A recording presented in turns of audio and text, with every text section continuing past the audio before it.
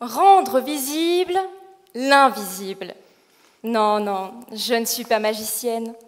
Quoique, me croyez-vous si je vous disais qu'à partir d'une seule goutte d'eau, il est possible de recenser tous les êtres vivants passant par là, du plus petit organisme au plus gros, de la bactérie à la baleine.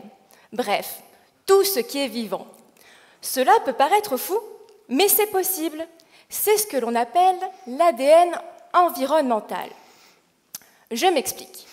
Chaque être vivant laisse des traces de son ADN dans son environnement, que ce soit des poils, des écailles, du mucus, en clair, n'importe quelle cellule issue de son organisme. L'ADN est partout, du fond des océans jusqu'au sommet des montagnes. Il peut persister dans l'environnement pendant des heures, des jours, voire même des centaines et des milliers d'années. C'est là que l'ADN environnemental révèle tout son potentiel, car pour préserver un écosystème, il est nécessaire de savoir qui vit ici, qui passe par là. C'est donc là où j'interviens. À partir de l'eau que je vais récolter dans les rivières, les lagons ou en pleine mer, je vais détecter tout ce qui s'y trouve. À la manière d'un magicien, je vais rendre visible l'invisible. Et ce qui pourrait s'apparenter à un véritable tour de magie pour certains s'appelle pour moi le métabarcoding. Le méta quoi? Le métabarcoding. J'y reviens. Alors, après une extraction de l'ADN issu de mon échantillon d'eau, intervient ce fameux métabarcoding et ce que l'on appelle séquençage. Cela me permet d'obtenir toutes les séquences d'ADN présentes dans mon échantillon. C'est génial, non?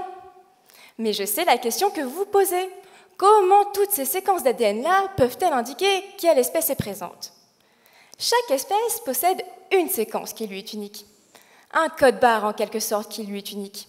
Et grâce à une approche dite de bioinformatique, je vais comparer ce code-barre à tout ce qui existe dans des bases de référence mondiales. Ainsi, quand deux codes-barres sont identiques, deux séquences d'ADN sont identiques, il s'agit de la même espèce. Elle est donc passée par là, et cela il y a quelques heures, quelques jours. N'est-ce pas incroyable? Mais ce qu'il est encore plus, c'est que grâce à l'ADN environnemental, nous pouvons détecter des espèces rares, difficilement observables, voire même des espèces que l'on supposait disparues.